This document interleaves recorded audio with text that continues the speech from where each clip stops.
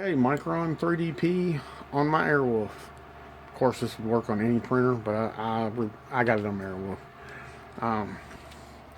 I finished my mount for it, which you can see down here at the bottom. You can see the air channels. They go crossways. They go both ways. And then the top, underneath here, it's got air channels in it too. It's like standoffs around it to allow air to flow over top with the fan. I integrated the fan into the same port that controls this fan on the Airwolf. This comes on once the extruder gets to 100 degrees C. So when this fan comes on, this fan comes on too. It's not printing yet, but it'll be on the whole time it's printing. So, and it'll stay on until the extruder cools down to under 100 C, even after it's done printing, which cools down the motors a little bit. Really doesn't matter, but that's how it's all tied in. If you look here, you can see how I pulled the wires up and under, and you can see under there how they're clipped to the bottom of this top plate, so they're out of the way of the moving mechanics as they go through. See, and I left the originals in place. If I ever want to, all I gotta do is pop the back panel, disconnect these extruders from the controller, and just plug the others back in, and they're back operational. I did put this new arm on. This extruder is working 100%, but as I said in my previous video, this will run any filament you put through it, even that junky eBay stuff that's cheap but really hard to print with. This was printed with that junky eBay stuff. Matter of fact, there it is right there. So it's 2.95 to 2.97, which is really too much for a standard Bowden. I mean, there's a lot of friction on it in this tube, but this pushes it through because it's geared without any issues at all. Give it just a little extra heat, and she works beautifully.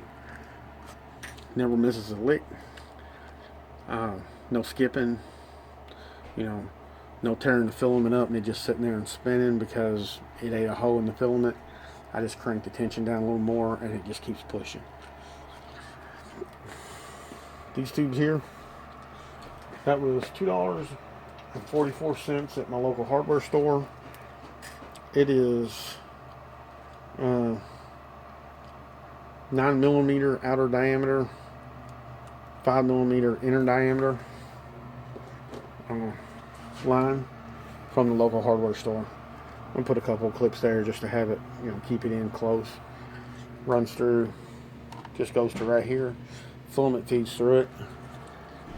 If you're doing any kind of Bowden system, if you do this right here, that does take this pull off if you got your spool in a weird spot where it has to pull a little more. And this was $2.44 for 10 foot of it, so it covered everything and left some. I had some of this, but 5mm diameter, there's almost zero friction coming from the spool to this. It helps. I was using some standard Bowden, which pulling that eBay junk through it and then putting it through there, I figured, even though it's geared, why the extra work? So anyway, that's it. 100% complete. Nice, neat, and clean.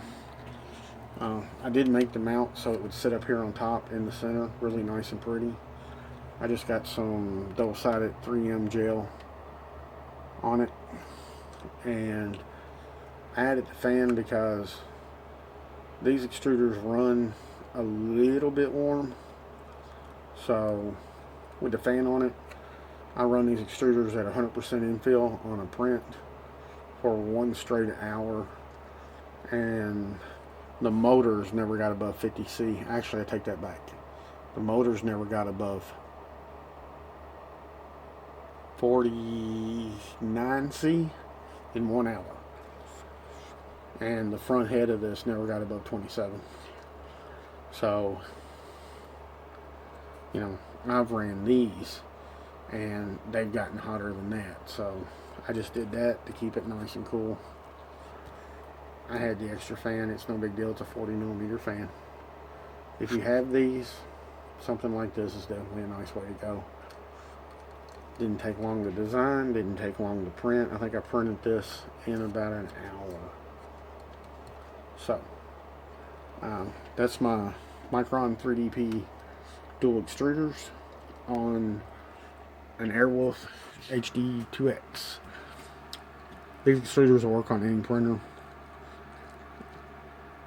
Wave, direct drive, it doesn't matter. You have to change a few settings, maybe a few G-code commands at the start of your print, but you know, if you're looking for an extruder, these do a wonderful job.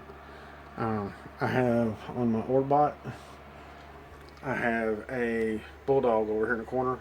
I'm getting ready to finish this out now, so I've got to repair the wires going to the heat plate for the bed and neaten all that garbage up there, and this printer will be back to doing my little stuff. Also, you can see that's a build tack on the plate. Same thing there. As a matter of fact, there it is, 12 by 12 sheets. I had to do 12 by 12 because the Airwolf is 8 by 12 and build tack don't make it 8 by 12. So I put it on and I cut the extra off. It works.